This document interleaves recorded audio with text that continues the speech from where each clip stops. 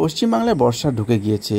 বর্ষা ঢুকে যাওয়ার সাথে সাথেই নদিয়া জেলা কালীগঞ্জ বিধানসভায় উপনির্বাচনের আজ ভোট রয়েছে। ভোটকে উপেক্ষা করেই প্রশাসনের ব্যস্ততা এবং প্রশাসনের নিরাপত্তা একদিকে যেমন কঠোর পর্যায়ে, ঠিক তেমনি বেশ কিছু জায়গায় ঘুরে দেখছেন বিভিন্ন রাজনৈতিক দলের প্রার্থীরা। প্রসঙ্গত, বিধানসভা নির্বাচনের প্রার্থী জয়লাভ করেছিল কালীগঞ্জ বিধানসভা থেকে তৃণমূল কংগ্রেসের প্রার্থী। তারপরেও তার অকাল প্রয়াণে আবার সেই কারণেই ভোট হচ্ছে এবং তারই মেয়ে দাঁড়িয়েছে। আর এই প্রসঙ্গে তৃণমূল কংগ্রেস প্রার্থী আজ সারা বুথ কেন্দ্রে এবং বিধানসভা জুড়ে, কালীগঞ্জ বিধানসভা জুড়ে বিভিন্ন বুথে ঘুরে কি জানাচ্ছেন সংবাদ মাধ্যমে, আসুন শুনে নেওয়া যাক তার কাছ থেকে সরাসরি ভোট দেওয়ার পরে তিনি কি জানাচ্ছেন। লড়াই করছি না, আমাদের লড়াই আজকে একটা দুর্যোগপূর্ণ আবহাওয়ার বিরুদ্ধেও আমরা চেষ্টা করছি ভোটের পার্সেন্টেজ যাতে আরো বাড়ানো যায়। সমস্ত রকম অ্যারেঞ্জমেন্ট আমাদের নেতৃত্বরা করছে। যেটা দেখা যাচ্ছে খুব বেশি লোক তো বেরোচ্ছে না, বৃষ্টি সকাল থেকে প্রচুর বৃষ্টি হয়েছে, এরপরে ভোটের পার্সেন্টেজ বাড়বে। আর এমনি কি রকম শান্তিপূর্ণ ভোট হচ্ছে? দেখুন, আমি আমার প্রশাসনকে, নির্বাচন কমিশনকে ধন্যবাদ জানাই।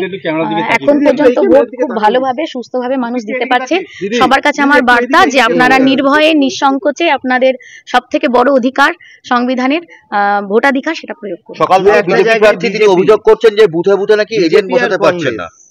অনন্তপুর 204, মিরা একের একটি নির্দিষ্ট জায়গা, বিজেপি এজেন্ট বসাতে পারছে না, সেটা তো আমাদের দোষ নেই। বিজেপির উচিত, আমরা যেরকম মাটি কামড়ে সংগঠনকে শক্তিশালী করেছে, আমাদের প্রত্যেকটা বুথে বুথে এজেন্ট আছে, সংগঠনের কাজ করুক। আর সেটা ওরা এজেন্ট বসাতে পারছে না, সেটা আমাদের দেখার বিষয় নেই। আমাদের চেষ্টা বেশি পরিমাণে মানুষকে বেরিয়ে নিয়ে এসে তারা যাতে তাদের ভোটাধিকার প্রয়োগ করতে পারে, আমরা সেই চেষ্টায় লেগে আছি। সফটওয়্যার ইঞ্জিনিয়ারের পদ থেকে একদম সরাসরি আজকে এইভাবে বুথে বুথে ঘোরা, এটা কি কোনোদিন ভাবতে পেরেছিলেন? দেখুন, বিশ্বাসেই তো দুনিয়া কায়েম। আমার স্বপ্ন ছিল রাজনীতিতে আসা, এটা আমি ভেবেছিলাম, হঠাৎ করেই নয়।